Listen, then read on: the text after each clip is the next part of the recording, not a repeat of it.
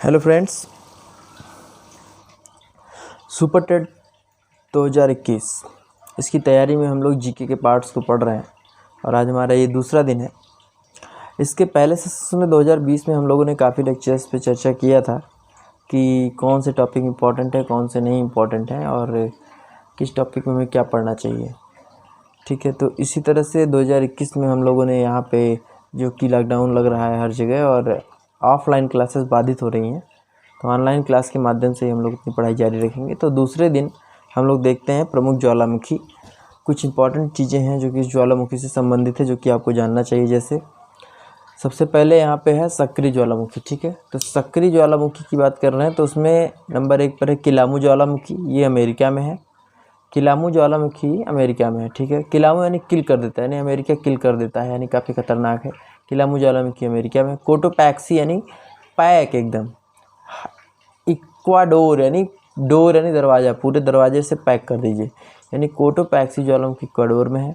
ओजेस del Salado ये Argentina में है। स्ट्राम्बोली ज्वालामुखी जो कि आप लोग अच्छे से जानते हैं, ये भूमध्य सागर का प्रकाश स्तंभ कहा जाता है, जो कि इटली में है। ठीक है, अब कुछ इंपॉर्टेंट बातें। विश्व का सबसे सक्रिय ज्वालामुखी किलामू ज्वालामुखी है। विश्व का सबसे ऊंचा ज्वालामुखी कोटोपैक्सी ज्वालामुखी है। विश्व में सबसे ऊंचाई पर स्थित सक्रिय ज्वालामुखी ओजेस डेल सलाडो है, क्योंकि इन तीनों के बारे में दिया गया, इनकी स्पेशलिटी क्या है, विशेषता क्या है।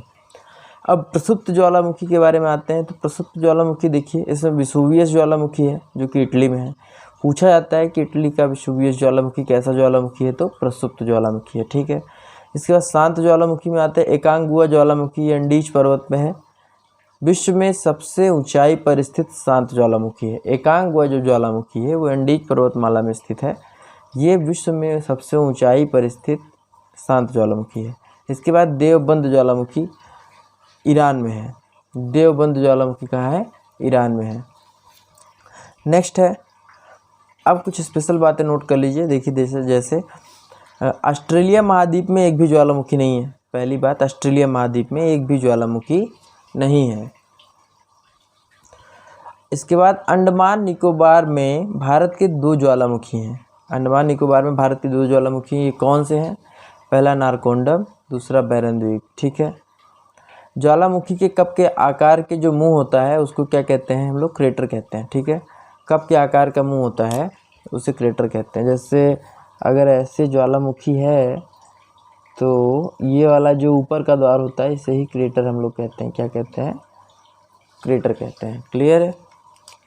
इसके बाद पृथ्वी के नीचे द्रवित सेल क्या कहलाता है? मैग्मा कहलाता है। पृथ्वी के नीचे जो सेल है जो द्रव अवस्था में होता है उसे मैग्मा कहते हैं। नेक्स्ट है फ्यूजियामा ज्वालामुखी कहाँ है? जापान में है। फ्यूजियामा जापान में है। क्यों?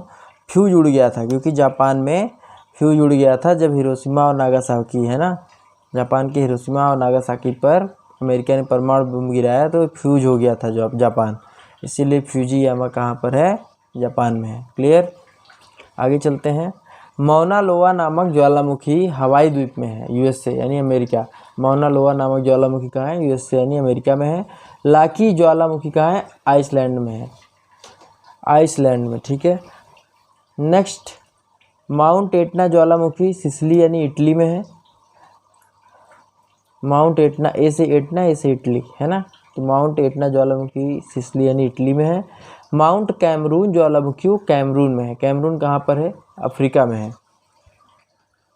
इसके बाद क्राकाटोआ ज्वालामुखी कहाँ है? इंडोनेशिया में। Krakatoa, Indonesia. इसके बाद किलीमंजारो ज्वालामुखी कहाँ पर है? तंजानिया में है। किलीमंजारो अक्सर पूछा जाता है कहाँ पर है। माउंट पोपा कहाँ पर है? म्यांमार में है। किलीमंजारो कहाँ पर है? तंजानिया में है। ठीक, इस तरह से आज के इस वीडियो में हम लोग ज्वालामुखी से संबंधित इतनी ही बातों को याद रखेंगे। आगे की तैयारी नेक्स्ट।